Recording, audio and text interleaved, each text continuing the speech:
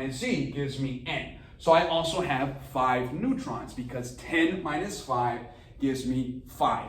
5 neutrons. Now in your isotope notation, there is no place to put your number of neutrons. If it is written this way, there's nowhere to put it. So you go ahead and leave that alone. It's just something to keep in your mind.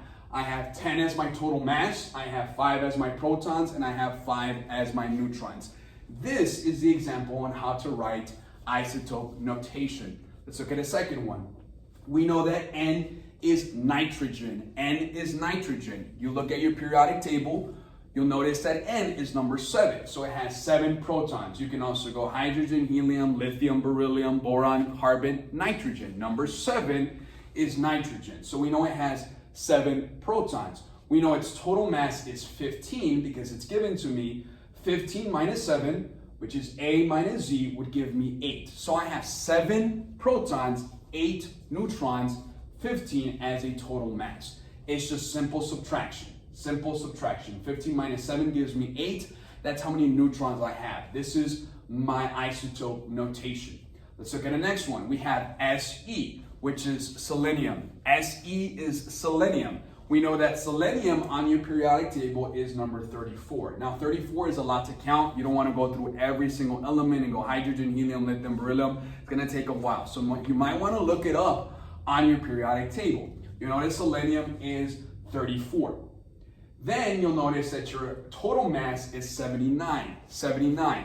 If for whatever reason the problem asks you to give how many neutrons it has, remember neutrons is A minus Z. Mass minus atomic number or number of protons. You're simply going to subtract. 79 minus 34 is going to give me 45. 45. So 45 is the number of neutrons that I have in selenium in this particular isotope. So if these 3 examples make sense, we can fill in any of these. So for example, let's look at the next one. This is some of the problems you will see. These are how they're going to be formatted. Fe is iron. Fe is iron. Fe is iron, so therefore you can either count them from memory or you can look at your periodic table.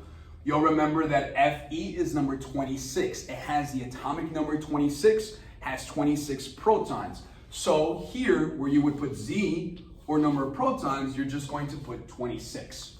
26. 26 protons, you have a total mass of 56. 56 minus 26 gives me 30. I have 30 neutrons in this isotope notation. Simple math.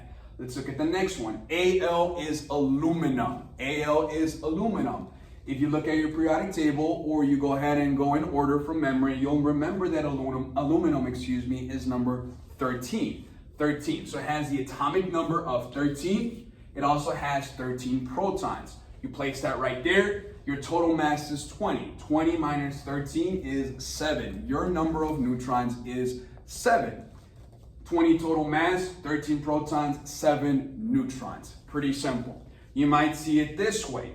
You'll notice that 45 is your total mass, 36 is your element. So you're going to have to look at your periodic table, number 36, in order to figure out which one this is. 36, once again, is the number of protons. You'll remember that this is krypton, one of the noble gases. So that is Kr, Kr for krypton.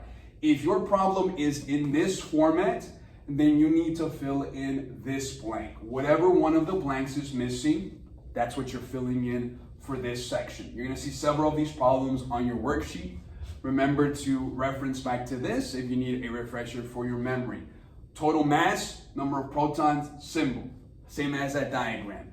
Then you might notice that your problem is formatted this way. Same concept. Now you just have to write the whole diagram for yourself. So P is for proton, N is for neutrons. Remember, in this instance, you're missing your mass, so you're gonna have to add them. So let's look at how many protons. Remember, my protons is my atomic number, or Z. It's going to tell me what symbol I have. So element number 50, if you look at your periodic table, is actually tin, Sn. Sn is tin. So that's the first thing you write, your symbol, just like that, Sn for tin. Then I know how many protons it has, which is 50. 50 protons is for tin, so that goes under here. small 50. Then 15 is your number of neutrons. Remember, you're gonna, in order to solve for A, you're gonna add Z and N. Number of protons, number of neutrons. So if I have 15 neutrons and 50 protons, I have 65 as my total mass. 65.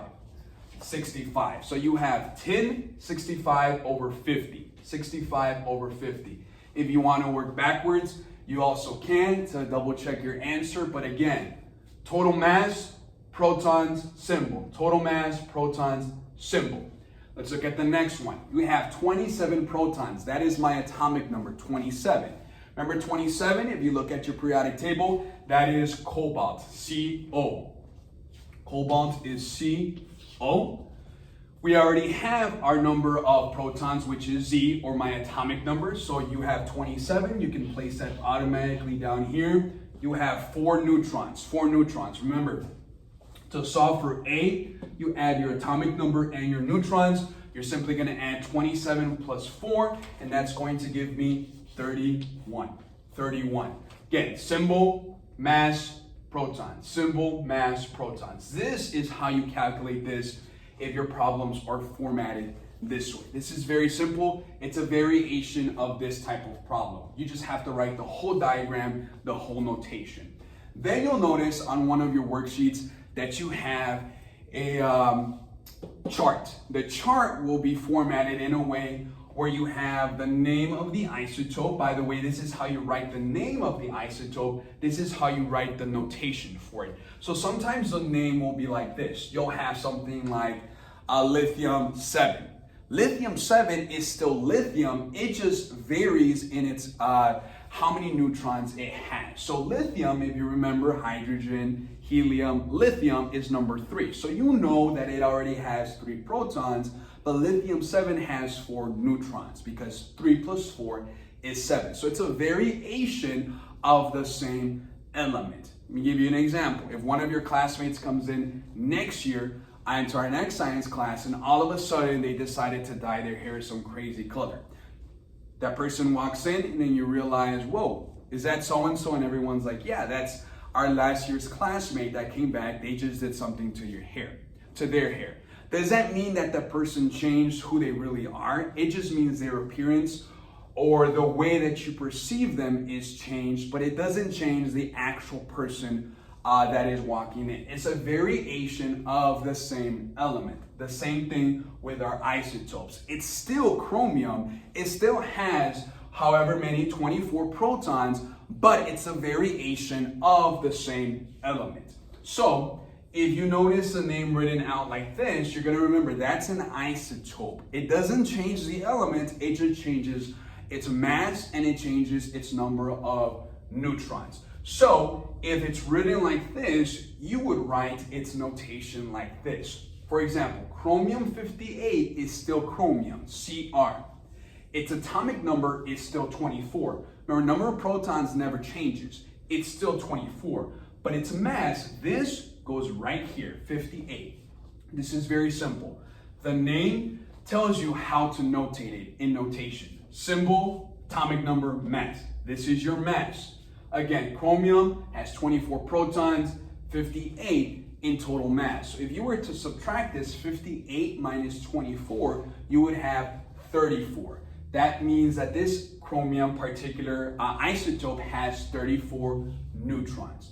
So you'll see a problem like this. It's part of your chart. It might give you the symbol, it might give you only the number of neutrons, it might give you only the number of protons, and so forth. You fill in the blanks. So for example, we know our symbol is Zn, which is zinc. So if I know this element is zinc, I'm going to go ahead and write that in. Zinc. And I know zinc is element number 30, it has 30 protons. So therefore, I know that's my atomic number. I know my mass is 40. So I'm just going to call it zinc 40. As 40 as a mass, 30 atomic number, its symbol is zinc. If it were to ask you how many neutrons does it have, you would know it has 10. 40 minus 30 is 10. This is how you do this. This is the first part of isotope notation.